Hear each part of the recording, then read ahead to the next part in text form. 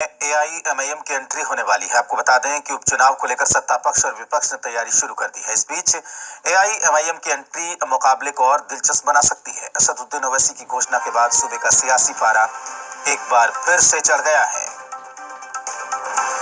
तो आपको बता दें कि जिस तरीके से पहले भी हमने देखा था कि जो चुनाव हुआ था, पिछला उपचुनाव भी जो बंधु तिर्की के इस्तीफे के बाद उनकी जो सीट उनकी सदस्यता जाने के बाद खाली हुई थी, वहां पर भी एआईएमआईएम ने चुनाव लड़ा था और अब रामगढ़ में भी एआईएमआईएम ने चुनाव लड़ने की घोषणा कर दी है। तो ये सीट कांग्रेस विधायक ममता देवी की सदस्यता जाने के बाद खाली हुई है। उपचुनाव है और यहाँ पर एआईएमआईएम के उतरने से मुकाबला दिलचस्प हो सकता है।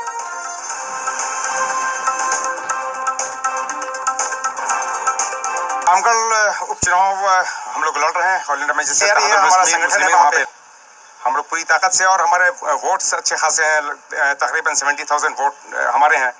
दलित के वोट 40,000 प्लस हैं। एनडीए गठबंधन यानी भाजपा आजसू की ही जीत होगी, ये आप कंफर्म कर लीजिए, लिख के रख लीजिए। क्योंकि चंद्र प्रकाश चौधरी जी पहले भी वहाँ से कई बार विधायक रह चुके हैं, मंत्री भी रहे।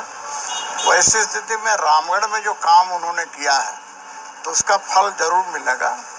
और उम्मीदवार, जहाँ तक मुझे है कि अभी तो गठबंधन ने तय नहीं किया उम्मीदवार कौन होगा, लेकिन जहाँ तक मुझे उम्मीदवार है कि चंद्र प्रकाश चौधरी की पत्नी ही उम्मीदवार होंगी और वो वहाँ से विजयश्री हासिल करेंगे, यह मुझे पूर्ण विश्वास है।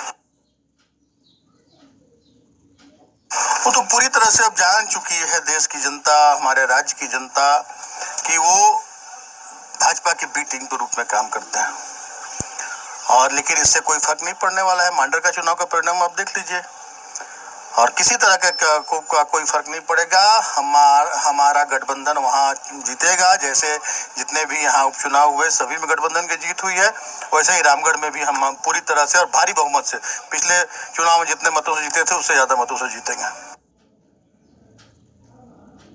निश्चित तौर पर एमआईएम मत बोलिए ना, उसको भाजपा की बी टीम है। वो उसका काम ही ये है कि कैसे करके सेकुलर फोर्स को तोड़ देना है, वोट को कम कर देना है।